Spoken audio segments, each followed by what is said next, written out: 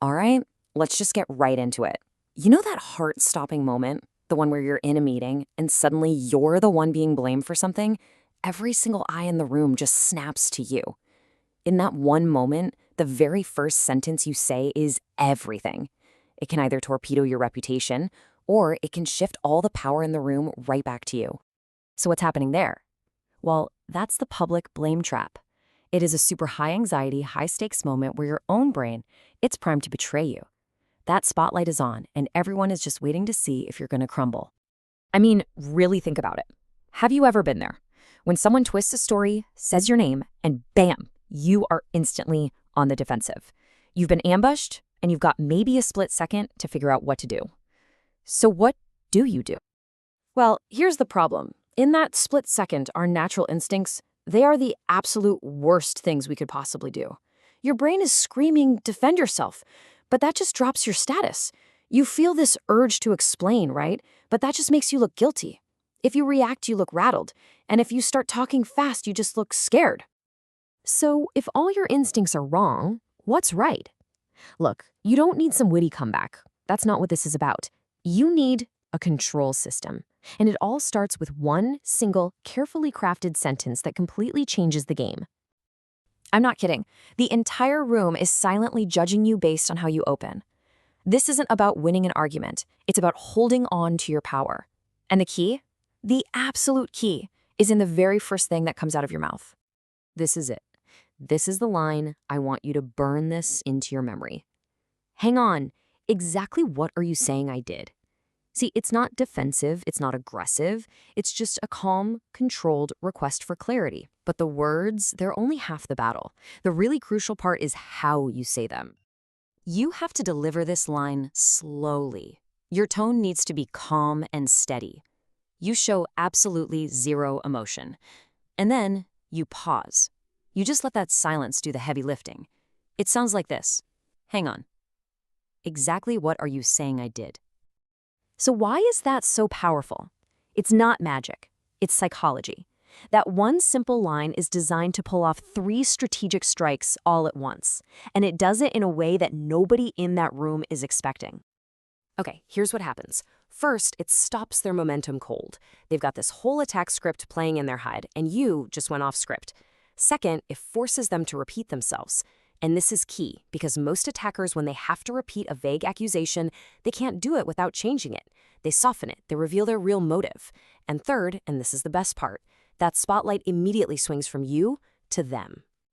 Now, after they've repeated themselves, and trust me, they almost always will, usually in a much weaker way, you do not argue with them. No. Instead, you make your second move. This is what solidifies your new position of power. And just like that, the roles have completely reversed. You are no longer the prey. You're not the one on trial here. You have just become the evaluator in the room. And you got to remember, people evaluate from a position of higher status. This is your second line. You lean in a bit, still totally calm, and you say, I want to be sure I'm understanding your concern correctly. Just notice the language there. You're not talking about an accusation, are you? You're clarifying a concern. You are in complete control, just seeking to understand. Okay, now for the final move. This is the sentence that pivots the entire room to see you as the leader. It takes this whole interaction from a personal blame game and elevates it to professional strategy. And there it is, the line that not only ends the confrontation, but establishes your leadership.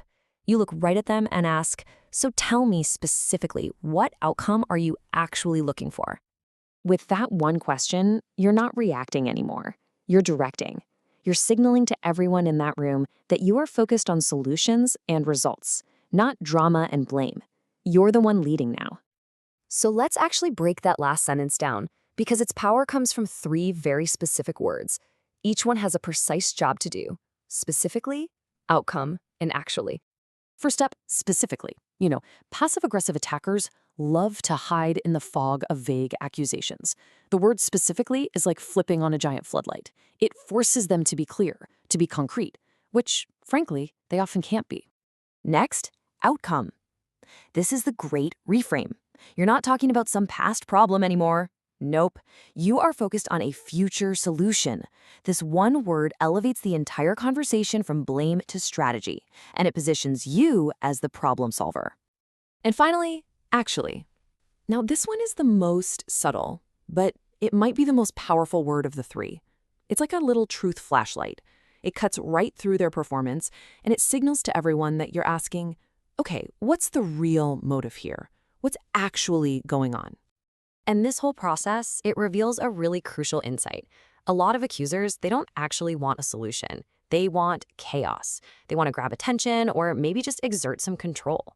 When you corner them with a request for a specific productive outcome, their real motive gets exposed for the whole room to see.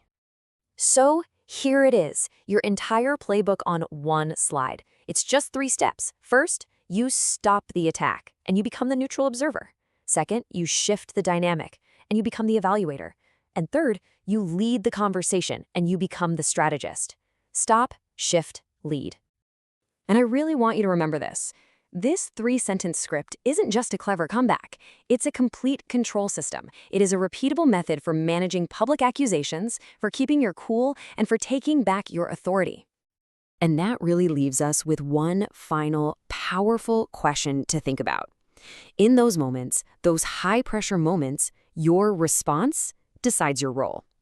So which one are you going to choose to be? The accused or the evaluator?